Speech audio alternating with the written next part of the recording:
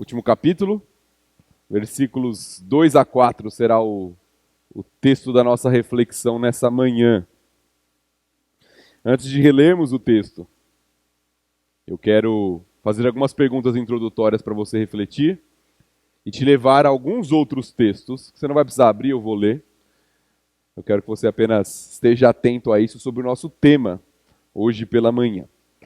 Você deve ter percebido na leitura que o tema do texto de hoje é oração. O apóstolo Paulo está falando a respeito disso. Então pense um pouquinho. Que nota você daria para a sua vida de oração? Se você pudesse, numa escala de 0 a 10, que nota que você daria para a sua vida de oração? Pense aí. Não precisa responder alto não, só pense. Pensou? Chegou já uma nota, uma média? Dá para passar de ano? Qual parâmetro você utilizou para dar essa nota? Você pode pensar em pelo menos 3 parâmetros. A quantidade de vezes que você ora. Você pode ter pensado na qualidade ou na sua vida de oração a respeito da quantidade. Quantas vezes você ora. O conteúdo das suas orações. Você pode ter pensado nisso. O que você ora, e não só quantas vezes você ora. Ou até a forma que você ora. Talvez esteja na sua avaliação. E forma, eu não estou pensando apenas de forma física, de postura, mas a maneira como você se coloca diante do Senhor. Quantas vezes você orou essa semana e pelo que você orou essa semana e como você orou essa semana? Será que esses são bons parâmetros para a nossa avaliação da nossa vida de oração? Será que a quantidade de oração revela a qualidade da nossa vida de oração? Eu lembro quando eu era adolescente, na ignorância, assim. Não, nada contra os adolescentes aí. Na minha ignorância eu estou falando, tá bom? Sempre quando tinha um jogo decisivo assim, eu orava pela vitória do meu time de futebol. Na época ele estava numa fase melhor, eu parei de orar, né? Então... Mas será que simplesmente orar por qualquer motivo, será que a oração de um torcedor pelo time dele de futebol revela relacionamento com Deus? Por meio da oração? Será que não existem muitos descrentes orando a Deus? Pedindo algo para Deus? Sem ter nenhum tipo de relacionamento com Ele? Será que isso não acontece? Então, como nós avaliamos a nossa vida de oração? Como nós podemos nos colocar diante do Senhor, sinceramente, e avaliar o nosso relacionamento com Ele por meio da nossa oração? É isso que nós queremos fazer nessa manhã. Sobre isso que nós queremos refletir. E para começar, eu quero ler alguns textos. Você não precisa abrir, eu quero que só você preste atenção sobre oração nas Escrituras. Tá bom? Talvez alguns textos não tão conhecidos, não tão destacados sobre oração, mas que nos dão algumas advertências a respeito disso. O primeiro está em Provérbios 28:9 e diz assim: o que desvia os seus ouvidos de ouvir a lei, até a sua oração será abominável. Está em Provérbios 28:9, se você quiser marcar.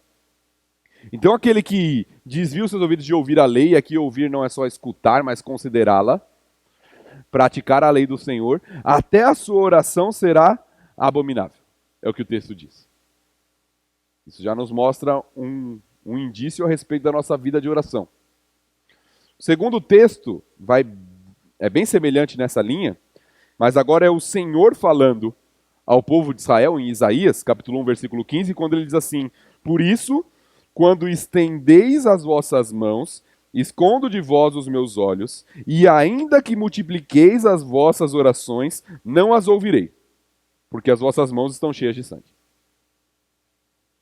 É o segundo texto, Isaías capítulo 1, versículo 15, onde o Senhor demonstra uma rejeição à oração do povo, porque não há uma coerência entre a oração e a vida. A prática, a obediência à lei do Senhor, à palavra do Senhor. E o terceiro texto que eu quero ler com vocês, se encontra em Tiago, capítulo 4, versículo 3, resumindo o texto, evidentemente, que diz assim: pedis e não recebeis, porque pedis mal, para o gastardes em vossos deleites. Ou, em outra versão, para esbanjardes em vossos prazeres. É o texto de Tiago. Ou seja, vocês pedem e não recebem, porque o foco da oração de vocês é o prazer e o deleite pessoal. Vocês estão preocupados com vocês mesmos.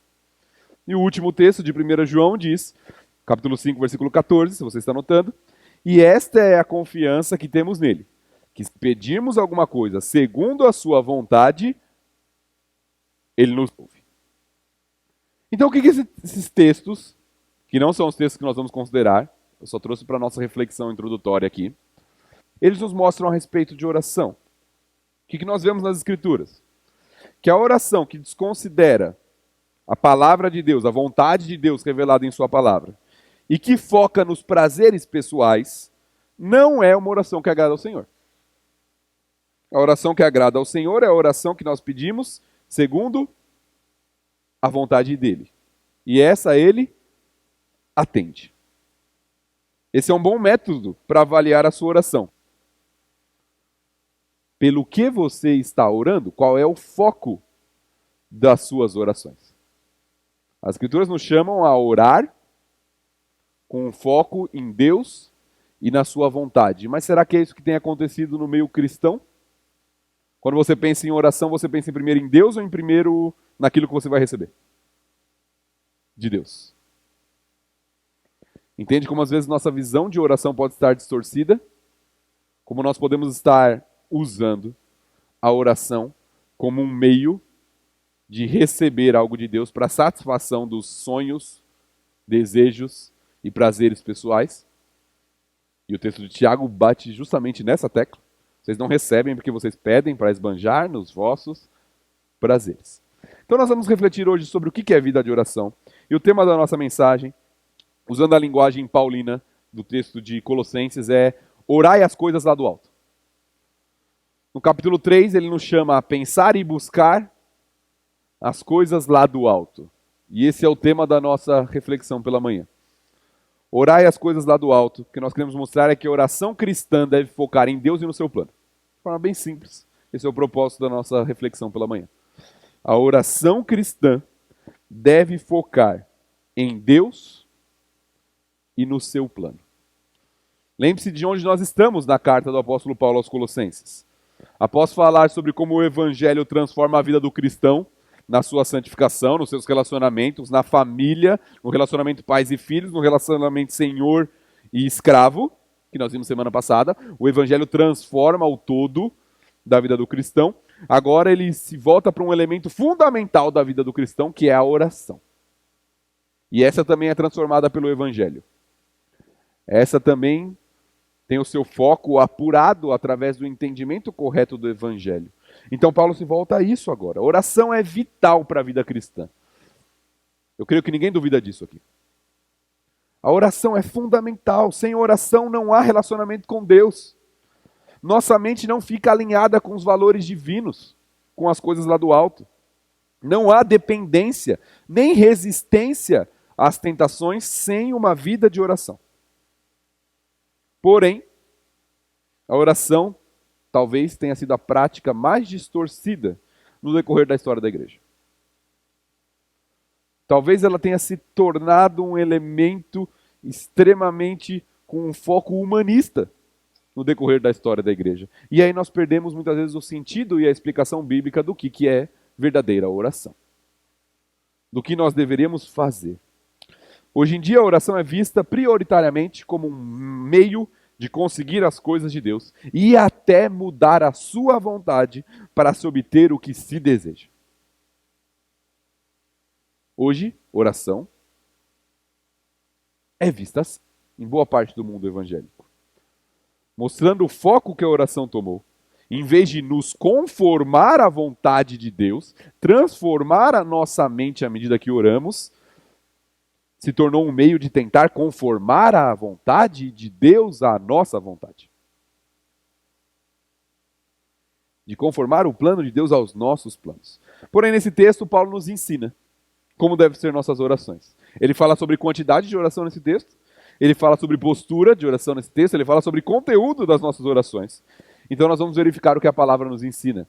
Então agora sim, nós vamos voltar ao texto de Colossenses capítulo 4, texto já lido, e vamos considerar o que o apóstolo nos ensina a respeito da vida de oração da igreja. Colossenses 4, versículos 2 a 4. A palavra do Senhor diz o seguinte: perseverai na oração, vigiando com ações de graças. Suplicai ao mesmo tempo também por nós, para que Deus nos abra a porta à palavra, a fim de falarmos do mistério de Cristo, pelo qual também sou algemado, para que eu o manifeste, como devo fazer. Então Paulo nos mostra 4 coisas aqui que eu quero refletir com os irmãos nessa manhã. A primeira delas, sobre como devem ser nossas orações, é que elas devem ser perseverantes. Versículo 2. Essa é a ordem do texto, esse é o imperativo do texto. Perseverai na oração. E a ideia aqui vai além da mera permanência, mas envolve o empenho. Continuar a fazer algo com grande empenho, mesmo diante das dificuldades. Por isso, outra versão, NVI, não a que eu li, diz: dediquem-se à oração. É algo que fala da quantidade, mas também fala do empenho, da dedicação. Deve ser mantida de maneira perseverante. Isso se faz por meio de dedicação contínua. O termo que Paulo usa aqui traz a ideia de uma luta. Não desanimem, não cansem de orar.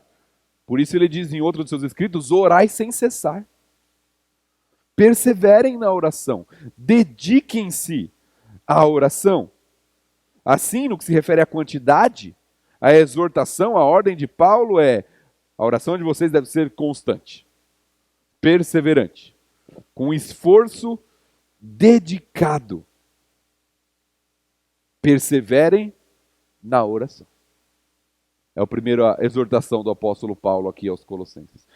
A vida de oração do cristão, ela tem que ser constante.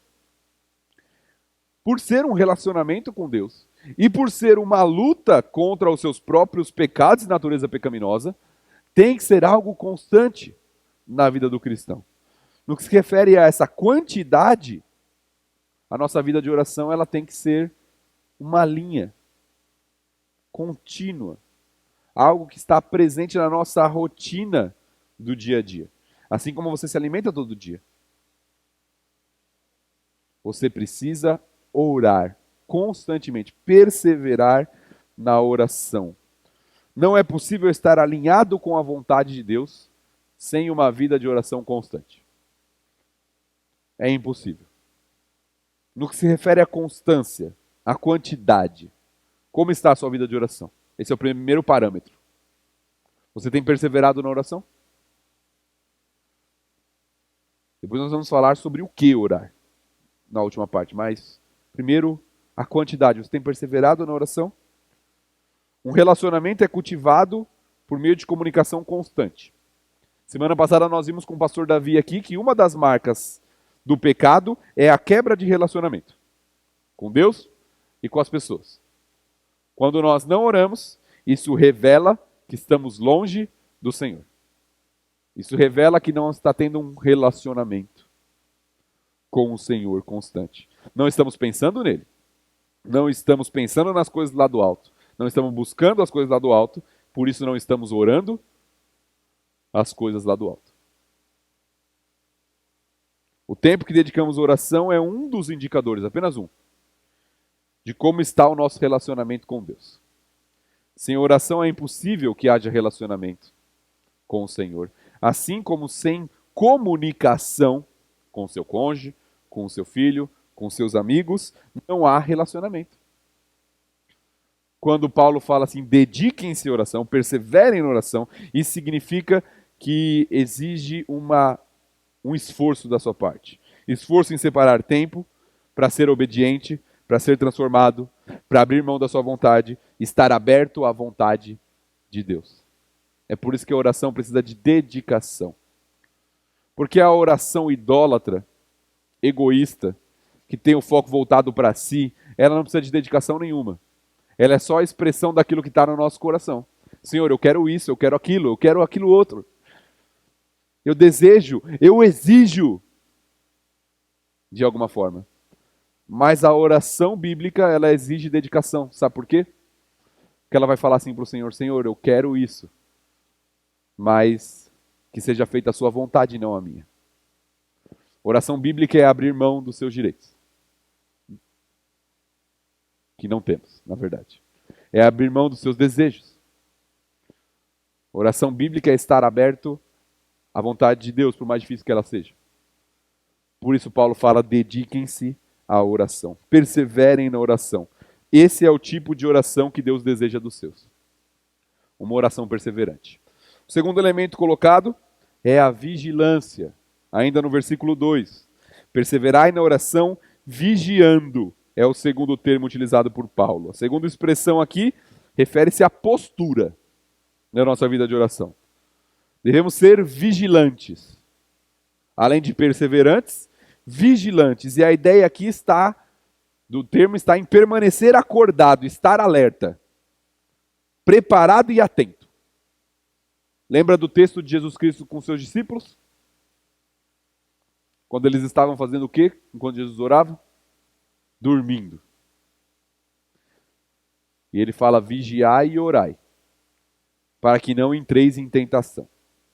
É a expressão de Jesus Cristo ali. Vigilância é se manter alerta, preparado, acordado, atento.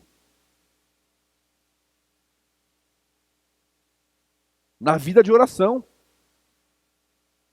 Estou nem falando no culto, que alguns ficam dormindo. Na vida de oração.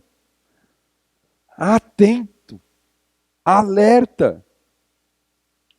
A palavra aqui remete à figura da sentinela. Aquele que vigia a cidade ou vigia o exército no campo. Ele é o responsável em ficar acordado para que a cidade não seja surpreendida pelo ataque inimigo. Ele é o vigilante. E se ele dorme, todos estão sentenciados à morte. Isso aconteceu várias vezes na história. Onde aquele responsável por vigiar não estava atento. E aí uma cidade foi capturada. Um exército foi destruído. Porque os responsáveis em estar vigiando não estavam preparados. E foram surpreendidos pelo ataque do inimigo. Assim Paulo usa essa figura. Para lembrar o povo de Deus que estamos em uma guerra. E precisamos estar atentos. Uma guerra espiritual. Contra nós mesmos. Contra o nosso pecado. Contra os nossos prazeres. Para vivermos para o Senhor. Por isso que Cristo diz, vigiai e orai para que não entreis em tentação. Isso é vigilância na oração. Vigilância não é você orar muito porque você quer que algo aconteça na sua vida. Isso pode ser idolatria, inclusive. Vigilância é estar lutando o tempo inteiro porque você sabe que existe ainda uma natureza pecaminosa dentro do seu coração que quer tomar o controle da sua vida. E aí você vai se colocar diante do Senhor. Vigiando, para não entrar em tentação. Por isso que a oração egoísta, que visa apenas o benefício próprio, o esbanjar dos prazeres deste mundo, é uma contradição. Porque em vez de ser uma vigilância, ela conduz à armadilha do inimigo. Fixar nossos olhos nas coisas aqui da terra, nos tornando distraídos em vez de vigilantes. Mas isso pode tomar uma roupagem espiritual de oração. E preste bem atenção no que eu estou falando. Eu não estou falando que é errado você orar por algumas coisas que envolvem esta terra aqui. Não estou dizendo isso. O Senhor Jesus Cristo, por exemplo, orou pelo pão de cada dia. Porém, o problema das nossas orações é que muitas vezes o foco são as coisas deste mundo. O foco é saúde, o foco é emprego, o foco é dinheiro. E nós estamos distraídos com essas coisas. Achando que nós temos uma vida de oração. Mas Paulo fala aqui de vigilância e de oração contra o pecado para fazer a vontade de Deus. Vigiai e orai, para que não entreis em tentação. Essa postura de estar alerta, lembrando que vivemos para o Senhor e que não devemos nos entreter com as coisas deste mundo, é a chave para a santificação. É chave para uma vida transformada. Por isso Paulo nos chama a vigilância. Orar de forma agradável a Deus é orar de acordo com o seu plano, ao vigiar quando pensamos, buscamos e oramos as coisas lá do alto. Meu querido irmão, como está a sua postura na vida de oração? Você se mantém vigilante como um soldado em campo de batalha? Atento a qualquer barulho, a qualquer movimentação? Ou você está se distraindo? Com as flores, com a paisagem, com os animais ou com qualquer outra coisa? Não mantendo a postura de um soldado atento. Você está com aquela postura de férias? Você quer curtir a vida? Aproveitar tudo, deitado em uma rede de pernas para o ar? Ou você está lutando para fazer a vontade do Senhor na sua vida? Ser mais santo e agradar ao seu Senhor através das suas orações e através da sua obediência. Sua oração é focada nos benefícios que te permitam viver melhor neste mundo aqui? Seja esses benefícios físicos, materiais, relacionais. Ou você ora para que cresça e seja mais puro, mais santo, mais servo do Senhor. Paulo nos chama à vigilância. Você pode ser considerado como alguém que vigia? Porque se você não está vigiando, certamente você não está pensando, não está buscando e não está orando as coisas lá do alto. E certamente não crescerá. E a vida parecerá uma roda, em que parece que você está sempre no mesmo lugar. E talvez você pense assim, mas eu já orei para o Senhor. Eu já pedi para o Senhor. Mas as coisas não melhoram. Mas as coisas não desenvolvem. Talvez porque o foco esteja equivocado. E Paulo nos chama aqui à vigilância. Em terceiro lugar, a oração deve ser agradecida, ainda no versículo 2. Com ações de graças, ou sejam agradecidos. Após falar da quantidade, da postura, Paulo agora começa a falar do conteúdo das nossas orações. E o prioritário é gratidão. Expressa isso em nossas palavras, mas também em nossa postura, em nossa conduta, em nossa vida de oração, mas também de obediência ao Senhor. Paulo mostra que a gratidão deve permear nossas orações. Vamos lá, prestem atenção aqui.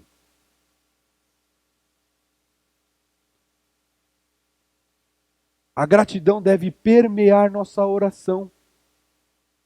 Mas para permear nossa oração, primeiro ela tem que permear a nossa mentalidade. Um cristão grato é um cristão que está pensando nas coisas lá do alto. Pensando naquilo que ele possui em Cristo e não naquilo que ele não tem. Porque se ele é cristão, ele já tem tudo. Ele não precisa das coisas deste mundo.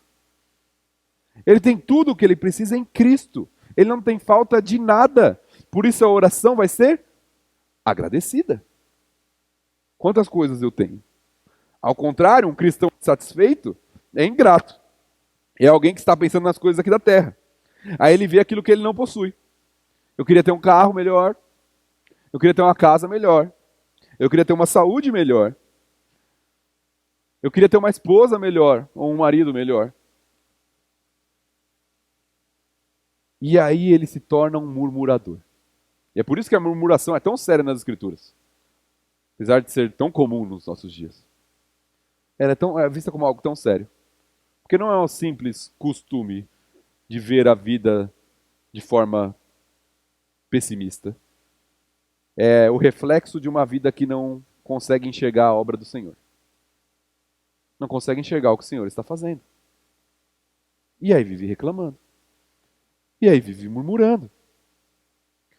Será que os colossenses tinham motivos para serem gratos ao Senhor? Vamos ver o que um cristão tem em Cristo, até aqui, na carta do apóstolo Paulo aos Colossenses. Se você quiser voltar à sua Bíblia, capítulo 1, versículo 13. Eu não vou ler todos os versículos por causa do nosso tempo, mas eu só quero ir citando. No versículo 13 do capítulo 1, Paulo nos mostra que Cristo nos libertou do império das trevas e nos transportou para o reino do Filho do seu amor. É motivo de agradecer? É motivo para nós sermos gratos? Ser libertado do império das trevas e transportado para o reino do Filho do seu amor. Você quer trocar isso por um carro zero?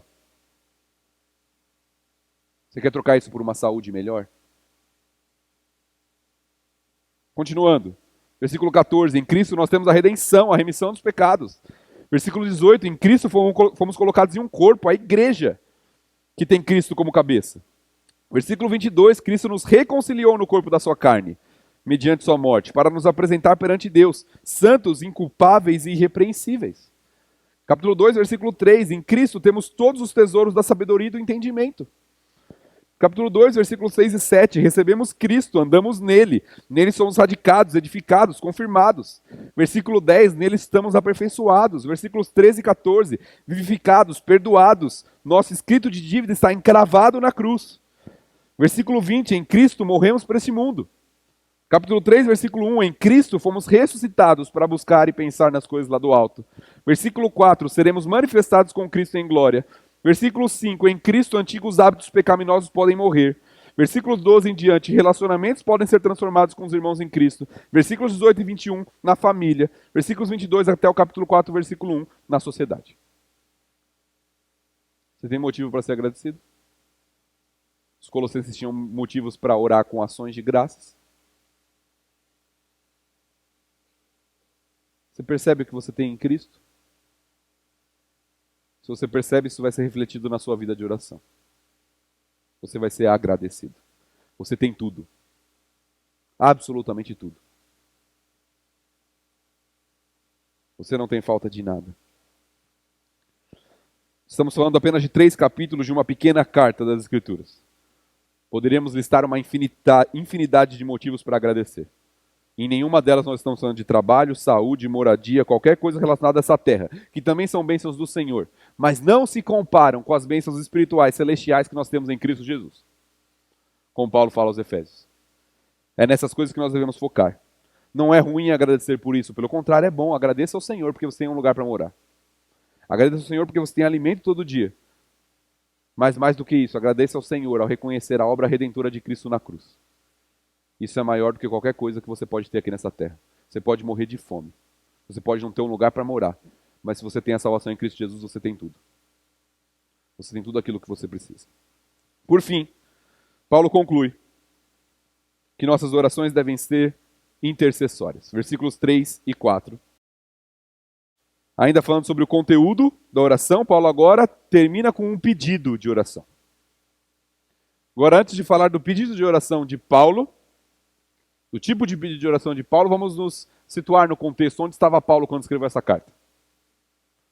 Estava na prisão. Ele fala isso. Estou algemado. No versículo 3 ele fala isso. Paulo estava preso. Paulo já foi várias vezes aqui no seu ministério torturado por causa do Evangelho de Cristo. Paulo sofria de problemas de saúde. Suas cartas revelam isso. Dificuldade na sua visão, no fim do seu ministério, provavelmente por causa dos açoites que levou. Dificuldade para escrever suas cartas, inclusive, usando alguns secretários para escrever para ele e ele assinando no final, por algumas de suas limitações físicas. Mas Paulo não está orando por isso. Paulo não está pedindo por isso. O que Paulo está pedindo na sua oração? Talvez os pedidos de oração sejam os elementos mais mal entendidos na igreja atual. Pensamos em pedidos como uma forma de obter o que desejamos, de conseguir os meus sonhos, realizações individuais, egoístas. muitas vezes. E colocamos o Senhor como o responsável em nos dar isso, muitas vezes. E às vezes falamos assim, mas eu tenho o direito de ser feliz. Eu tenho o direito de ter isso. E isso se transporta para a nossa vida de oração. Em orações exigentes. Focadas no eu. Paulo está fazendo um pedido aqui. Qual que é o pedido dele? Oração por ele e por seus companheiros de ministério. Ele diz suplicar ao mesmo tempo por nós. Para que, e esse é o motivo, para que Deus nos abra a porta à palavra, a fim de falarmos do mistério de Cristo, pelo qual eu também estou algemado, para que eu manifeste como devo fazer. Paulo está falando assim, Senhor, tá bom já, né? Já sofri demais nessa vida. Você não sabe o que eu passei nessa vida. Eu já sofri demais, então tá bom. Eu quero agora um pouco de descanso. Eu só quero ser libertado da prisão e ir para minha casa e curtir a minha aposentadoria. Eu só não quero sofrer mais. É só isso que eu peço ao Senhor. Paulo não está fazendo isso. Paulo está falando assim, Senhor, eu estou aqui preso. Tenho limitações no meu ministério por causa disso. Mas graças a Deus, porque nós temos as cartas do apóstolo Paulo, e ele fala, nos abra a porta à palavra. Nós precisamos levar o evangelho. Ore para que o Senhor nos abra a porta à palavra, para que nós possamos proclamar o mistério de Cristo, porque isso é o que eu devo fazer. É a minha obrigação fazer. Então, Senhor, abra a porta à palavra. Esse é o pedido de Paulo. Paulo está pensando em quê? É nele que ele está pensando? Ele está pensando no Evangelho de Cristo. Ele está algemado, está preso, mas ele quer continuar o seu ministério. A oração de Paulo é focada em Deus e no seu plano. O foco não são seus desejos, mas a vontade de Deus. Ele não quer ser liberto para parar de sofrer, mas ele quer ter liberdade para pregar o Evangelho. Se encontrar digno de sofrer por causa de Cristo. Como ele diz em outra de suas cartas. Avalie, meu amado irmão, como são os seus pedidos de oração. Tem outra oração nessa carta. Aqui Paulo está ensinando sobre oração, mas no capítulo 1 ele ora. Eu quero concluir com isso. Volte lá para o capítulo 1. Paulo faz uma oração. E eu quero te mostrar que o que Paulo está ensinando aqui ele já fez nessa carta. A partir do versículo 3 do capítulo 1, logo na nossa introdução, lá no começo do ano. Nós trabalhamos isso aqui. Paulo fala assim, damos sempre graças a Deus. Isso é o quê? Perseverança e gratidão. Sempre graças a Deus. Vigilância também, daqui a pouquinho. Pai de nosso Senhor Jesus Cristo, quando oramos por vós. Desde que ouvimos da vossa fé em Cristo Jesus, do amor que tendes para com todos os santos, por causa da esperança que vos está reservada nos céus, da qual antes ouvistes pela palavra da verdade do Evangelho, que chegou a vós, como também em todo o mundo está produzindo fruto e crescendo, tal acontece entre vós desde o dia em que ouvistes e entendestes a graça de Deus na verdade. Segundo fostes instruídos por Epáfras, nosso amado conservo, e quanto a vós outros, fiel ministro de Cristo, o qual também nos relatou do vosso amor no Espírito. Essa primeira parte da oração, a oração continua, mas essa primeira parte da oração nós vemos vigilância, nós vemos perseverança, nós vemos gratidão. Paulo está agradecendo. Por quê? Porque eles têm fé, amor, porque eles creem no Evangelho, porque eles têm uma esperança futura, porque o Evangelho está produzindo frutos entre eles. Não tem nada relacionado à vida dessa terra aqui. É a santificação, é a salvação, é sobre isso que ele está agradecendo. E nos versículos 9 em diante ele pede. E olha seu pedido pelos colossenses. Por essa razão também nós, desde o dia em que ouvimos, não cessamos de orar. Vigilância, perseverança, por vós, e de pedir que transbordeis de pleno conhecimento da sua vontade em toda sabedoria e entendimento espiritual, a fim de viver de modo digno do Senhor, para o seu inteiro agrado, frutificando em toda boa obra, crescendo no pleno conhecimento de Deus, sendo fortalecidos com todo o poder segundo a força da sua glória, em toda perseverança e longanimidade com alegria, dando graças ao Pai que vos fez idôneos à parte que vos cabe da herança dos santos na luz. O que ele está pedindo pelos Colossenses? Relacionamento com Cristo, vida com o Senhor, proximidade, conhecimento de Deus, viver para Deus, vontade dEle, ser fortalecido, ser grato, mudança, transformação, santificação. É esse o pedido de Paulo. Quantas vezes você orou essa semana pela sua santificação? Qual é o foco? Você pede mais por saúde, dinheiro, sonhos, desejos, problemas? Ou pela sua missão de pregar o Evangelho? Ou pela sua santificação, para que o Senhor use os dons e os talentos que te deu para você servi-lo? Você ora para que o Evangelho atinja outras vidas por meio de pastores, missionários, pela sua vida, no seu dia a dia? Ou você está orando só por você? E talvez por aqueles que você ama, que estão pertinho de você? Entende como até a oração pode ser egoísta e idólatra? Paulo nos ensina a orar nesse texto. Nossas orações têm que ter o foco em Deus e na sua vontade. Essa mensagem, esse estudo, serviu para eu refletir sobre a minha vida de oração. Eu espero que sirva para você também. Para reflexão sobre a sua vida de oração. Que nós aprendamos a orar. Tenhamos nossas mentes moldadas por nossas orações, ao pensarmos, buscarmos e orarmos as coisas lá do alto, focando em Deus e no seu plano. Vamos orar.